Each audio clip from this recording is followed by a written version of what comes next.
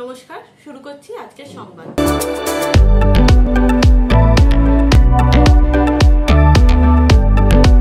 Cancer আক্রান্ত হয়েও জীবনে ইচ্ছে থাকলে যে অনেক কিছু জয় করা যায় এই কথা প্রমাণ করে দিলেন 55 বছর বয়সী শিখা ভট্টাচার্য। তিনি ক্যান্সারের মতো রোগে আক্রান্ত হওয়ার পরেও মিসেস ইন্ডিয়া সুন্দরী প্রতিযোগিতায় অংশ নিয়ে একটা দৃষ্টান্ত স্থাপন করেছেন। ইতিমধ্যেই তিনি প্রতিযোগিতার বিভিন্ন রাউন্ড সাফল্যের সঙ্গে অতিক্রম করে সর্বশেষ রাউন্ডে নামার প্রস্তুতি নিচ্ছেন। আগামী আগস্ট মাসে 8 তারিখ থেকে 11 তারিখ নিউ দিল্লির একটি 7 স্টার হোটেলে তার এই শেষ পর্যায়ের রাউন্ডটি অনুষ্ঠিত হবে। শিখা দেবী বলেন, আমি প্রথম থেকেই খুব আত্মবিশ্বাসী ছিলাম। আমার স্বামী নেই, কিন্তু আমার পাশে আমার 2 মেয়ে সব সময় রয়েছে। তারা আমাকে দারুণভাবে অনুপ্রাণিত করেছে। এছাড়া এক ঝাঁক ছোট ছোট ছেলে মেয়ে নিয়ে আমি থাকি, যারা আমাকে এই কাজে অংশ নেওয়ার জন্য একদিকে যেমন অনুপ্রাণিত করেছে, তেমনি আমার সাফল্যে তারা খুব খুশিও হয়েছে। এই প্রতিযোগিতার পুরস্কার মূল্য হলো 45 লক্ষ টাকা। আমার কাছে এই অর্থটা বড় বিষয় নয়। মূল বিষয় হলো আমি চাই ক্যান্সার বিষয়ে মানুষকে সচেতন করতে। আমি এই প্রতিযোগিতায় অংশ নিয়ে সেই কাজটা করার কথা প্রথমেই জানিয়েছি উদ্যোক্তাদের। তারা এ ব্যাপারে রাজি হয়েছেন। তার পাশাপাশি আমাদের শিশুদের হার্টে ফুটো থাকলে কি করণীয় সে বিষয়ে সচেতন করার কথা বলেছেন। আমি তাদের সেই প্রস্তাবে রাজি হয়েছি। আমার আশা আমি সর্বশেষ রাউন্ডে সাফল্যের সঙ্গে উত্তীর্ণ হব। আমার এই এজ গ্রুপে মোট 30 জন প্রতিযোগী রয়েছেন। আমি তাদের মধ্যে সেরা হওয়ার বাসনা নিয়ে প্রতিযোগিতার প্রতিটি রাউন্ড সাফল্যের সঙ্গে অতিক্রম করেছি।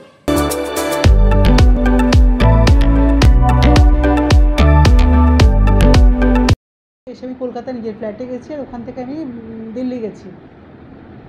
যাওয়ার একদিন পরে আমার মনে হলো আমার একটা কিছু ল্যাম্প টাইপের লাগলো ব্রেস্টে। আমি ওখানে যেমন যথারীতি ডাক্তার দেখালাম, উনি বললেন যে এটা আপনাকে সব কিছু এক্সামগুলো করতে হবে। শুরু হলো, হতে হতে দেখা গেল কি ওটা একটা টিউমার। ডাক্তার দেখার পরে বললো ওটা আমরা বায়োপসি করব। তো রাজীব গান্ধী ক্যান্সার হসপিটাল আছে দিল্লিতে, ওখানে আমার ট্রিটমেন্ট শুরু হলো। যাই হোক, ওখানে ডাক্তার সম্বন্ধে কোনো কিছু বলতে চাই না, বাট ডাক্তাররা বায়োপসি করে যেটাই পেয়েছিল ওরা বললো কি আমার হাতে নাকি 6 মাস টাইম আছে, অনলি 6 মান্থ। আমার 2টো বাচ্চা, পিছনে কেউ নেই, বাচ্চারা তো কান্নাকাটি শুরু করে দিয়েছে। তো আমি ভাবলাম না, কান্নাকাটি করলে হবে না, 6 মাস থাকে 6 মাসই বাঁচবো, আমি ভয় পেলে চলবে না। তো আমি সেই দিন রাত্রের ফ্লাইটে দিল্লি থেকে বম্বে চলে গেছি। কেন কি আমার মাথায় ছিল কোনো এক সময় আমার হাজব্যান্ডের বন্ধুদের ওয়াইফদেরও বা কারুর বাড়িতে হয়েছিল এই অসুখটা, আমার ফ্যামিলিতে কিন্তু কোথাও নেই কারুর। তো আমার মাথায় ছিল Bombay tata hospital the best for cancer treatment. তো চলে গেছি। আমার এই যে দাদা এসেছিল, এর থেকে বড় যে দাদা, ওই ভাইপো বম্বেতে পোস্টিং ছিল। ও শুনে বললো, পিসমণি তুমি আমার কাছে আসো, আমি এখানে দেখছি। আমার বাচ্চাদের সেই মোমেন্টে একটা ফ্যামিলির দরকার ছিল, কেন কি ওরা বড্ড ছোটো ছিল, ওরা কান্নাকাটি করছে, মন খারাপ হচ্ছে। তো ভাইপো আর ভাইপো বউ প্রচুর হেল্প করেছে আমাকে, প্রচুর। আমি হোটেলে গিয়ে উঠতে পারতাম, কিন্তু আমি ফ্যামিলি ছেড়ে যাইনি, হোটেলে ওখানেই ছিলাম। ও আমাকে প্রথম দিন নিয়ে গেছিলো আমার ভাইপো ক্যান্সার হসপিটালে। আমি ওনাদের গিয়ে জিজ্ঞাসা করেছিলাম যে আমি কি বাঁচলে কতদিন বাঁচবো, আমাকে ফার্স্ট এই কোশ্চেনটা আনসার দিন। তো যদি আমি বাঁচি তাহলে আপনি ট্রিটমেন্ট আপনারা শুরু করুন, আর যদি বলেন না আপনার হাতে টাইম নেই, তো আমি করতে চাই না, কেন কি আমাকে আমার কাজ কমপ্লিট করতে হবে, অনেক কাজ পড়ে আছে আমার লাইফে।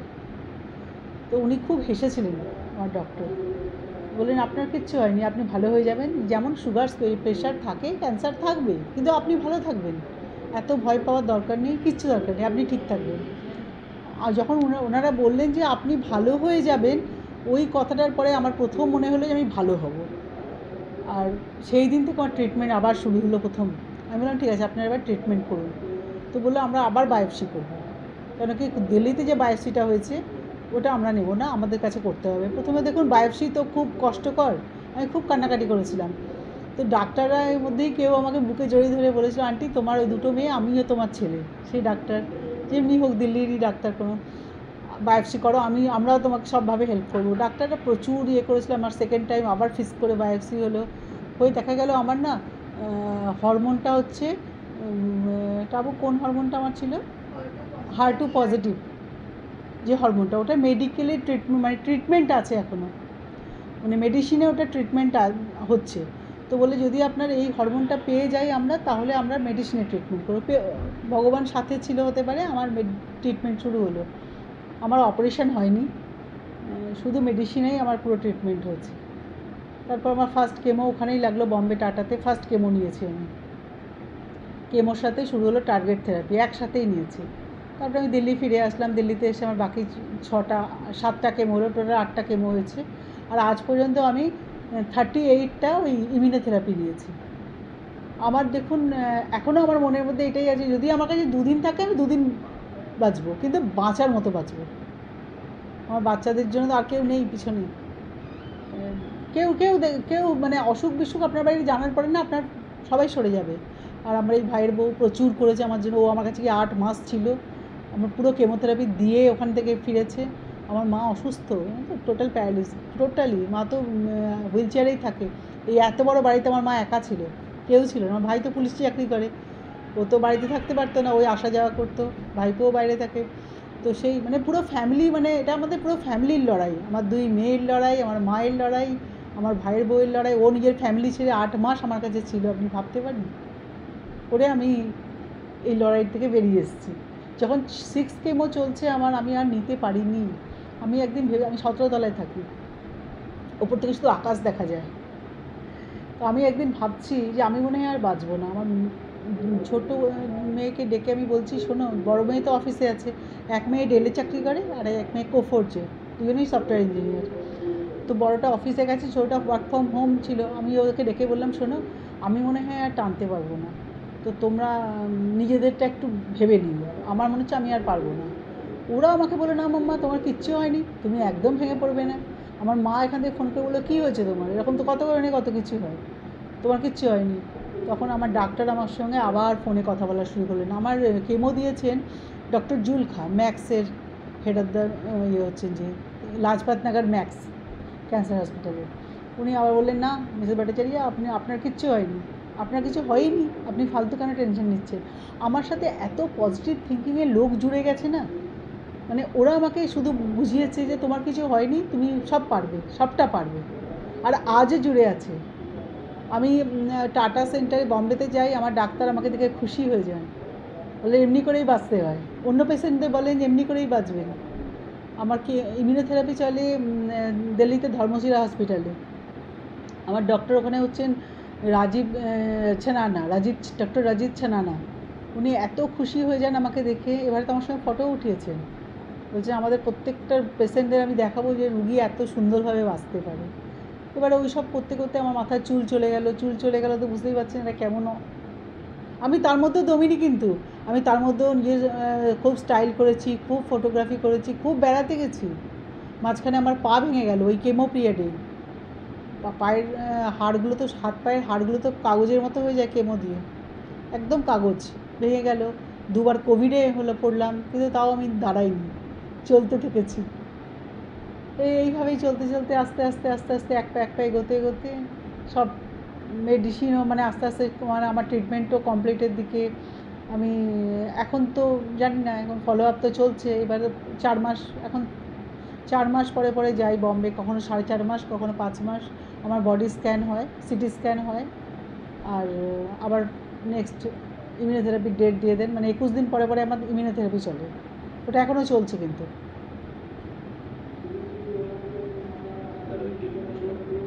ফর্ম ভরলাম, তারপরে ফর্ম ভরার পরে ওনারা আমাকে কল ব্যাক করলেন। তো আমি ওদের জিজ্ঞেস করলাম কি আমার এজ হচ্ছে, আমি 55 ইয়ার্স। তখন আমার কিন্তু জাস্ট আমার এই মে 24 মে আমার বার্থডে ছিল, তার আগেই করেছি আমি, ফর্ম দিয়েছি। তো বললো হ্যাঁ আপনি এলিজিবল। আর তারপরে আমার সমস্ত কিছু বডি মানে লম্বা টম্বা হ্যান ত্যান দিয়ে তারপরে ফর্মটা পুরো করে পাঠিয়েছি। তো ওরা অ্যাকসেপ্ট করলো। তারপরে ওদের শুরু হলো কোশ্চেন আনসার, কি মানে আমার পুরো লাইফস্টাইল। তারপরে আমাকে আমি বললাম যে আমি ক্যান্সার সার্ভাইভার। ওরা বললেন বেশ, তার তো আর তো কোনো কোশ্চেনই আসে না, আপনাকে তো করতেই হবে, আপনাকে আসতেই হবে এখানে। আমিও ভাবলাম যে হ্যাঁ ঠিক আছে, আমি যদি একটা প্ল্যাটফর্ম পাই ভালো।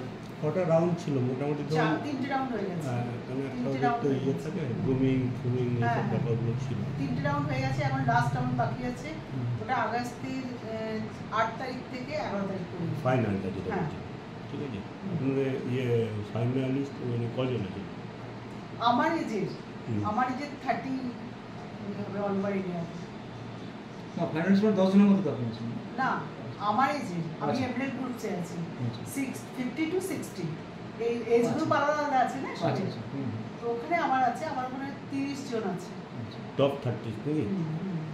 ওইখান থেকে সিলেকশন হবে নাকি? হ্যাঁ, আর ওনারা আমাকে কনফার্ম করেছেন যে আমার সাথে কথা বলে বা সব কিছু করে যে এই অসুখের সাথে যে আপনি এগিয়ে চলেছেন, এর জন্য অলরেডি আপনি উইনার। মানে কিছু না কিছু তো হবেই।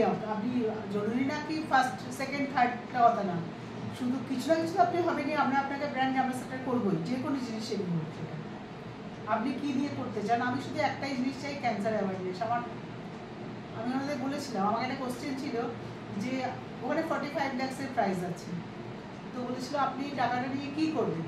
সবাই তো বলে আমি এই ফরেন ট্রিট করবো, ট্রিট করবো, ট্রিট করবো। তো আমি বলেছিলাম দেখুন, আমি প্রথমত আমার টাকার ওপর মানে আমার যথেষ্ট আছে, বলে যা আছে না। তো আমি বললাম দেখুন, আমার একটাই কাজ আছে, আমি অ্যাওয়ারনেস করবো, ক্যান্সার অ্যাওয়ারনেস। আপনি পয়সা দিলেও করবো, না দিলেও করবো। এটা আমার মনের মধ্যে আছে, আমার বাচ্চাদেরও আমি শিখিয়েছি। এটা যে কঠিন লড়াই আমি লড়েছি, ওটা শুধু আমি আর আমার এই ফ্যামিলি, আমার ভাই বউ, আমার মা, আমার 2 মেয়ে, আর আমার সারাউন্ডিংয়ে যারা আছে, আমার ভাইরা সব আছে, ওরা জানে আমি কী লড়াই লড়েছি। একটা লেডিস দিল্লিতে থাকি, হাজব্যান্ড নেই, হঠাৎ চলে গেছেন, তখন বাচ্চারা ছোট, বড় মেয়ে জাস্ট জব করছে, ছোট মেয়ে তখন ফার্স্ট ইয়ারে পড়ে। ওখানে থেকে দাঁড়িয়ে আজকে এই টার্নিং ব্যাক আমি মনে করি আমার জন্য যথেষ্ট। কেউ নেই পাশে, কিন্তু আমার কেউ নেই। শুধু কি মনে আছে, আমার হাজবেন্ড আমাকে সবসময় বলতেন কি তুমি সামনে এগিয়ে যাও, আমি পিছনে আছি। ওই কথাটা আমার মাথার মধ্যে ঘুরছে, জানেন তো, যে আমার মনে হয় যে হ্যাঁ ও তো আছে পিছনে, কিন্তু আমি জানি কেউ নেই। আমার কিছু হলে কেউ কিছু করার নেই। আমি রাস্তায় গাড়ি নিয়ে বেরিয়ে যাই, আগে হলে ওকে ফোন করতাম যে এখানে তো ধাক্কা মেরে দিয়েছি, ও তো ঠিক আছে কিছু হয় না, আমি আসছি। কিন্তু এখন আমি জানি আমি ধাক্কা মেরে দিলেও কিছু হবে না, আমি গাড়ির পিছনে একটা এত বড় ডান্ডা রেখে দিয়েছি। তো এই হচ্ছে আমার মানে পুরো জীবন। এই প্রতিযোগিতাটা কত বছর ধরে হচ্ছে মোটামুটি? ওই যেটা প্রতিযোগিতা যেটা এটা হচ্ছে হয়ে গেল, এই তো আমি ফর্ম ভরেছি। না আমি এমনি প্রতিযোগিতা মনে হয় 4-5 এটা বছর 2014 থেকে হচ্ছে। আচ্ছা সেটা বলছি। মিসেস আর্ট এইসবগুলো হতে থাকে, এটা 2014 থেকে হচ্ছে। ওরা মেনলি হার্ট নিয়ে কাজ করে, এই যে আজকাল বাচ্চাদের জন্ম থেকে যে হার্ট ফুটো থাকে না, এইটা নিয়ে কাজ করে ওরা। ওরা কি প্রচুর নাম সংস্থাটার নাম? ওই যে মিসেস ইন্ডিয়া প্রেজেন্ট, আপনি খুঁজে পাবেন, দেখুন গুগল করলেই পাবেন। মিসেস ইন্ডিয়া প্রেজেন্ট এরকম তো অনেক ইয়ে, কারা ওটা অর্গানাইজ করা করছে? ওই তো মিসেস ইন্ডিয়া, যারা আগে মিসেস ইন্ডিয়া হয়ে এসছে, মানে মহিমা চৌধুরীও শায়দ আছে, আমি নামগুলো এখন বলছি না, আরও কেউ আছে।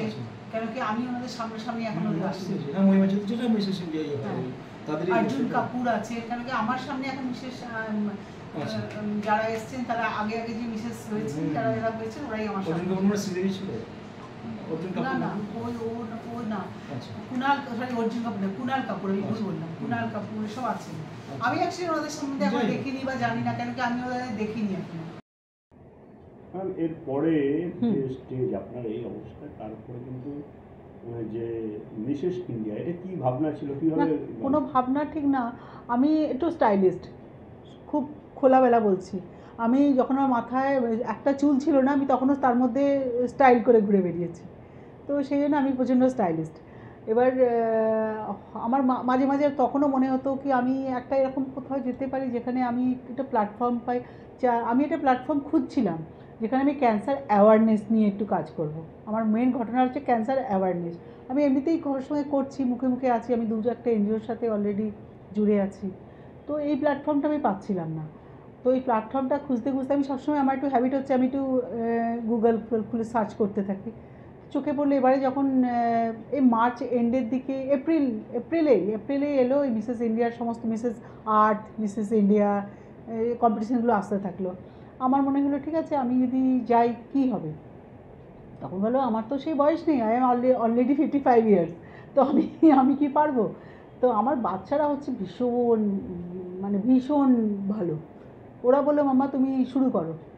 আমি নিজের বাড়িতে র্যাম্পে হাঁটা শুরু করলাম। আমি আমি ও নিজে ওয়াকিং করি, তখন র্যাম্প করলাম। আমি নিজেও একটু আধটু জিম তো করতাম, ক্যান্সার পেরিয়ড এবার সব বন্ধ করে দিয়েছি। আমি নিজে ড্রাইভিং করি, আমি সমস্ত কিছু করি।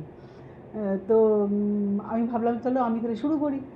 করতে করতে আমি ফর্মটা ভরে দিলাম। ভরে দেওয়ার পর কিন্তু আমি ভরে দিয়ে কিন্তু আশা করি এবার রিটার্ন আসবে, এরকম তো কত ফর্ম ভরি।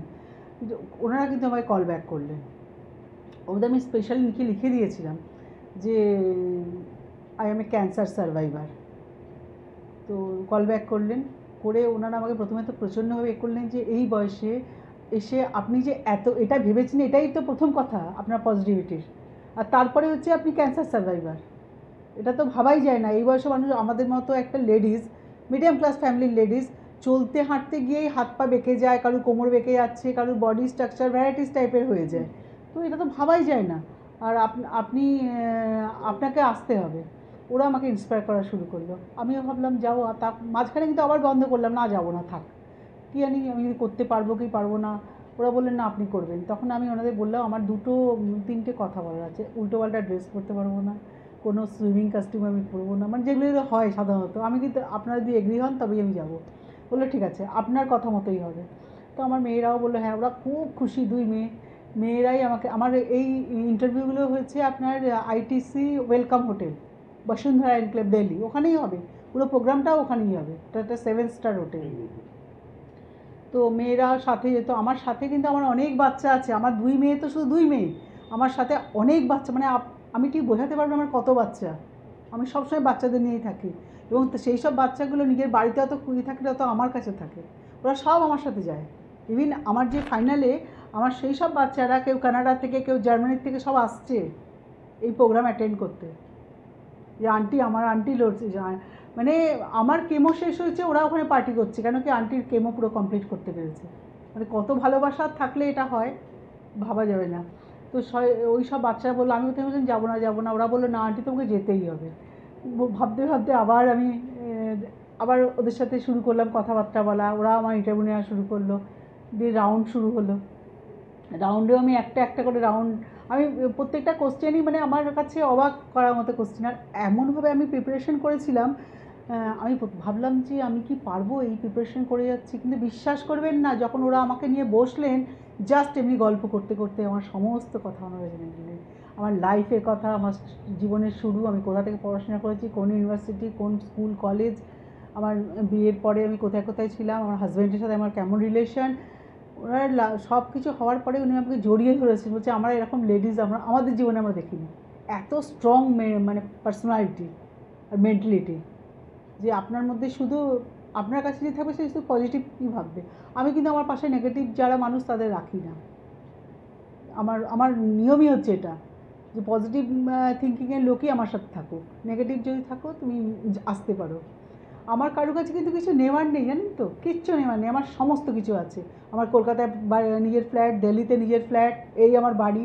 কী চাই আমার? আমি গভর্নমেন্টের থেকে পেনশন পাই, আমার 2টো বাচ্চা ভালোভাবে দাঁড়ানো, আমার ভাই খুব ভালো স্টাবলিশড, আমার মা, আমার কি চাই না?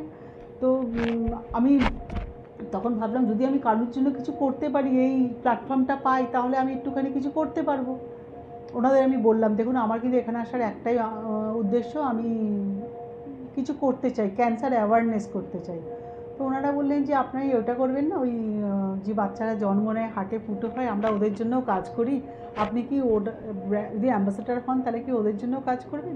আমি বললাম নিশ্চয়ই করবো, কিন্তু আমি ক্যান্সার অ্যাওয়ারনেসটা হচ্ছে আমার প্রথম কথা হচ্ছে আমি ক্যান্সার অ্যাওয়ারনেস নিয়েই কাজ করবো, আর আপনি যেটা বলছেন ওটাও করবো। তো ওনারা খুব খুশি যে কোনো মানুষ যখন কোনো পয়সা পায়, ভাবুন আমি আমাকে যদি 45 লাখ রকম বলছে, তো আমার মনে মধ্যে একটা খুশি হবে না, কি আমি আমার নিজের গাড়ি আছে, হ্যাঁ আমার নিজের বাড়ি আছে, আমার কোনো লোভ নেই। তো সবাই ভাববে আমি একটা বিশাল বড় গাড়ি কিনে নেবো, ফরেন ট্রিপ করবো, এই ঘুরতে যাব, এই করব। তো আমি বলছিলাম না, আমার সেসব কিচ্ছু দরকার নেই, আমি এগুলো সব নিজের থেকে অরিজিনাল আমি করতেই থাকি এসব। আমার শুধুই একটা আছে যে আমি অ্যাওয়ারনেস করব।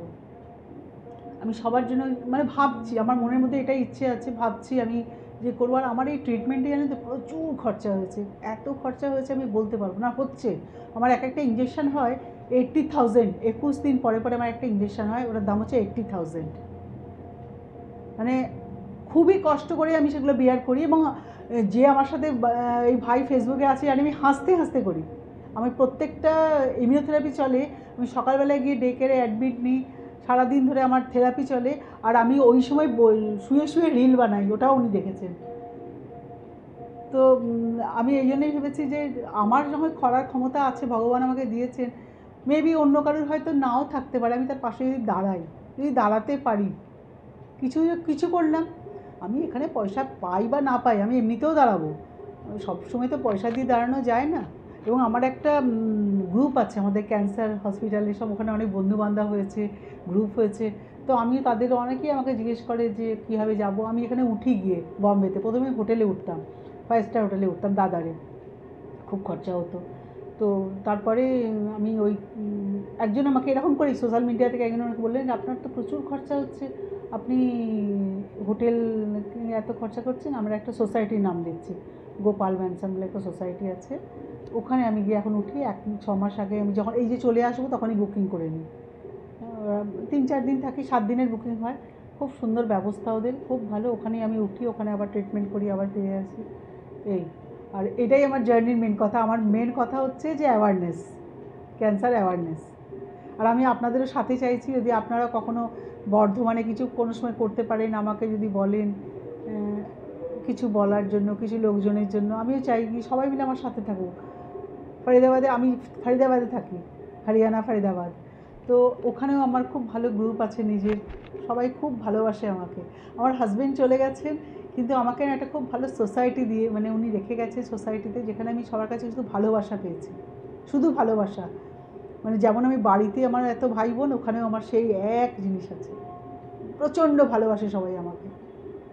ম্যাডাম একটা কথা বলি, এই ধরুন শুধু কোশ্চেন অ্যান্সার রাউন্ড থাকে না, তাতে আপনার র্যাঙ্ক ওয়াক থাকে, সব আছে, সিঙ্গিং, ডান্সিং, এটা কতটা ডিফিকাল্ট ছিল আপনার মধ্যে এবং কীভাবে প্রস্তুত? আমি তো শিখি, আমি এখনও, আমি অনুপম চট্টোপাধ্যায় আমাকে আবৃত্তি শেখান এখান থেকে অনলাইন, বহুদিন ধরে ওনার কাছে আমি আবৃত্তি শিখি। তো এক্সট্রা ক্যারিকুলারের মধ্যে আমার কাছে ওইটা আছে। আর আমার পক্ষে এখন অন্য কিছু করা পসিবল এই জন্য না, কেন কি আমার ভেতরে শ্বাসকষ্ট হয়, আমি সেটাও বলে দিই। আমার একটা ইঞ্জেকশন চলে ট্রানজিউমাম বলে, ওই যে ইমিউনোথেরাপি, ওটাতে আমার হার্টটা না 45 পাম্প করে, পাম্পিং কমে গেছে। সেই জন্য আমাকে এখন কিছুদিন হলিডে মুডে রাখা হয়েছে, ইমিউনোথেরাপি বন্ধ আছে এখন। তো তাই জন্য আমি অন্য কিছু করতে পারি না। বাট আমি এখন গোয়া গেছিলাম, আমি ওখানে গিয়ে গোয়াতে গিয়ে আমি ইয়ে করেছি, কী বলে যেন ওটাকে, ভুলে গেলাম, 1 মিনিট পজ করে দাও একটুখানি। তো আমি বম্বে গিয়েছিলাম, কদিন গোয়া গেছি ফেব্রুয়ারি মাসে। তার আগে দিয়ে আমি আইসিইউতে ভর্তি ছিলাম, কেন কি ওই পাম্প আমার কমে গেছিলো, তো লাংসে একটু জল জমে গেছিলো। বাড়ির পাশেই হচ্ছে আমার অমৃতা হসপিটাল, যেটা হচ্ছে এশিয়ার সবথেকে বড় হসপিটাল এখন। তো ওখানে গেলে ভর্তি করা হলো, ডক্টর বললেন যে হার্ট একদম ঠিক আছে, কিন্তু মনে হচ্ছে লাংসটা একটুখানি জল জমছে, কেন কি ওইটা ইঞ্জেকশনটা সাইড এফেক্ট আমার। তো আমি বললাম যাই হোক, আমি কাল রাত্রের ফ্লাইট আছে, আমি গোয়া যাচ্ছি। উনি বললেন এখন তো বসো। তো আমি বললাম আমাকে ছাড়তে হলো, ঠিক আছে। দেখে নিলেন, রাত্রেবেলা আমাকে পরের দিন মর্নিংয়ে ছাড়লেন, রাত্রে আমি গোয়া গেছি, আর নেক্সট ডে আমি প্যারাসেলিং করেছি ওখানে গিয়ে। কেন কি আমি এই জিন্দগি একটাই, আর আজ হো না হো, কেউ জানে না কাল আমি আছি কি নেই। তো আমি চাই একটা লেভেল রেখে যেতে, একটা লেভেল থাকুক, একটা নাম থাকুক, একটা জিনিস থাকুক যে জিন্দা দিল ইনসান ছিল কেউ। কতজন ফাইনালিস্ট আপনারা? হ্যাঁ এখানে ফাইনালিস্ট কতজন? হ্যাঁ এখানে আমার এজ গ্রুপে 30 জন আছে, হতে পারে এখনও ওদের চলছে ইন্টারভিউ। আমি তো, আমার তো আগেই হয়ে গেছিলো, এখন তো ওদের সঙ্গে আমি ওই কনভারসেশনে নেই। আমার কাছে আমার ডেলি রুটিন টাস্ক আসছে, যেমন পরশু এসছে আমার কাছে যে আমার যে প্রতিদিন বডি ফিটনেস, ওইটার একটা ভিডিও পাঠাতে, হ্যাঁ বডি ফিটনেসের একটা ভিডিও পাঠাতে হবে, যেমন ডেলি জিমে যাই, যা যা করি ওগুলো। তো আমি ওদের বললাম যে আমি তো এখন আউট অফ স্টেশন আছি, বললো কিছু হয় না, আপনি কদিন পরে পাঠাবেন। আবার কালকে এসছে যে আমার ফ্যামিলি ভিজিট, মানে ঘর হোম ট্যুর, তো কিচেন আমি কেমন করে কাজ করি, আমাকে কে হেল্পিং হ্যান্ড আছে, আমি বাড়িতে যেমন কোনো গার্ডেনিং করি কি না, নিজের কী করি, কেমন করে আমি গাড়ি চালাই, কিন্তু সব কিছু। আমি বললাম ঠিক আছে, আমি ফিরে আসি, আমি এখন বাইরে আছি। ও বললো হ্যাঁ ঠিক আছে, আপনি ওইটা করবেন। এমনি করে প্রতিদিনের ওরা টাস্ক দিতে থাকছে, ওই টাস্ক অনুযায়ী আমাদের ওগুলোর ভিডিও পাঠাতে হচ্ছে। হ্যাঁ, তো ওই রকমভাবেই চলছে। আর কোশ্চেন ছিল ওখানে, যে কোশ্চেনগুলো না খুব ডিফিকাল্ট, খুব ডিফিকাল্ট। একটা কোশ্চেন ছিল আমার কাছে, মানে হট করে জিজ্ঞেস করে, আপনাকে হট করে আনসার দিতে হবে, টাইম নেই আপনার কাছে, যে আপনি মিসেস ইন্ডিয়া হতে এসেছেন, আপনাকে এটা মানে একটা সৌন্দর্য, মানে সেরা সুন্দরী, মানে তো এটাই, সুন্দরী প্রতিযোগিতা। তো আপনার হিসেবে সেরা সুন্দরী কী, এটা আমার লাস্ট কোশ্চেন ছিল। আমি কিন্তু 1 মিনিটও সময় নিইনি, একটা কথাই বলেছিলাম যে মনের সুন্দর সে আমার কাছে সেরা সুন্দরী। কেন কি বাইরের সৌন্দর্য যদি চলে যাবে, আমি রোগা মোটা পাতলা কালো যাই হই, ওটা দুদিন পরে ঢলে যাবে, বয়সের সাথে হোক যাই হোক, কিন্তু আমার মন যদি সুন্দর হয় ওটা কোনো দিন যাবে না। আমি যতদিন বাঁচবো লাস্ট পর্যন্ত ওটা থাকবে আমার সাথে। তো ওনারাও খুব খুশি হয়ে গেছিলেন যে এত ইমিডিয়েট যে আনসারগুলো আমার কাছে পেয়ে। আমি কিন্তু তার জন্য প্রিপারেশন নিইনি, এগুলো আমার সারা জীবনের তাজুর্বা, মানে হিন্দিতে বললাম, মানে যেটা আমি রিয়েলাইজ করেছি লাইফের, ওটারই আনসার এগুলো সব। আমাকে আলাদা করে কিছু ভাবতে হয়নি এগুলো। আমি এত রকমের লোকের সাথে মিশেছি, আমার হাজব্যান্ড অল ওভার ইন্ডিয়া এবং বাইরেও পোস্টিং ছিলেন, তো আমি সবসময় ওনার সাথে সাথে ঘুরেছি। আর তো প্রচুর রকমের লোক, আমি 6খানা ভাষা জানি, মানে ইংরাজি হিন্দি ছাড়া আমি আরও অনেকগুলো ল্যাঙ্গুয়েজ জানি, তো এগুলোও ওখানে কোশ্চেনের মধ্যে ছিল। তো আমাকে এগুলো সব করতে আমাকে সাহায্য করেছে, এইসব শিখতে। আমি সিকিমে আমার ড্রাইভিং শিখেছি, সিকিমে আমার পোস্টিং ছিল আমার হাজব্যান্ডের, তখন উনি আমাকে নিজে হাতে করে সমস্ত কিছু শিখিয়েছেন, এভরিথিং, সমস্ত কিছু। কেন কি উনি নিজে টাইম দিতে পারতেন না, বাচ্চাদের মানুষ করা, বড় করা, সব কিছু আমি, তো সেটাই, ওগুলোই আমাকে শিখিয়ে গেছেন বলে আজকে আমি এই জায়গায় পৌঁছাতে পারছি। আপনার যারা সহ পার্টিসিপেন্ট ছিলেন তাদের সঙ্গে কীরকম? না, কারোর সাথে কাউকে মিলতে দেওয়া হয়নি, সবাইকার টেবিল আলাদা। আর কেন কি দেখুন, ওরা হচ্ছে যারা বাইরে থেকে এসছে, ভাবুন কেউ এসছে গুয়াহাটির থেকে, সে হোটেল স্টে করবে, আমি তো দিল্লির লোকাল লোক, আমাকে টাইমিং দেওয়া হয়েছিল, টাইমিং দেওয়া হচ্ছে, আমি সেই টাইমে ইন করছি, নিজের ইন্টারভিউ দিচ্ছি, বেরিয়ে যাচ্ছি। তাই না, কারোর সঙ্গে আমার টেবিল যেটা ছিল আমি সেই টেবিলে বসছি, ওনাদের টেবিল আলাদা। এটা তো অনেক বড় হোটেল, ওখানে ওইভাবে হয়েছে, কারোর সঙ্গে কারোর দেখাশোনা ওইসব কিছু হয়নি, কাউকে কারোর সঙ্গে দেখা। টপ 30 ফাইনালিস্টের মধ্যে আপনি কতটা আশাবাদী, কী মনে হয়? আমি 100%, আমি জীবনে হারিনি কখনো, হারতে শিখিনি, 100%। জেতা মানে পয়সা জেতা না, মেন্টালি জিতলেই আমি খুশি। আমি একটা কিছু করতে চাই, আর আমি জানি ওনারা আমাকে সেই সুযোগ দেবেন, আমার নিজের মধ্যেই কনফিডেন্স আছে। এটা একটা হিউজ, মানে কি বলবো, ব্যাপার, যেখানে একটা আপনার মতো মানুষ, যে একটা ক্যান্সারের সবচেয়ে বড় হচ্ছে অ্যাওয়ারনেস আপনি দিচ্ছেন। 3rd স্টেজ ক্যান্সার থেকে কি বলবেন ক্যান্সার পেশেন্টদের? আমি শুধু একটা কথা বলবো, cancer is a mind game, please আপনারা ভয় পাবেন না, এগিয়ে আসুন। যেমন প্রেশার সুগার আছে, অমনি ক্যান্সারকে পাশে রাখুন। আর আমি আজ পর্যন্ত আমার ক্যান্সারকে ব্রেনে আসতে দিইনি, আজ পর্যন্ত না। আমার ক্যান্সার আছে সাইডে আছে, আমি প্রত্যেককে, তবেই বাঁচতে পারবে, নাহলে পাগল হয়ে যাবেন। আপনার নাম বলতে? আমি শিখা ভট্টাচার্য, আমি বর্ধমানের মেয়ে, আমার স্কুল কলেজ সব কিছু এখানে, ইউনিভার্সিটি সব বর্ধমান। আফটার ম্যারেজ আমি দিল্লি এনসিআরের লোক, আমি ফরিদাবাদে থাকি।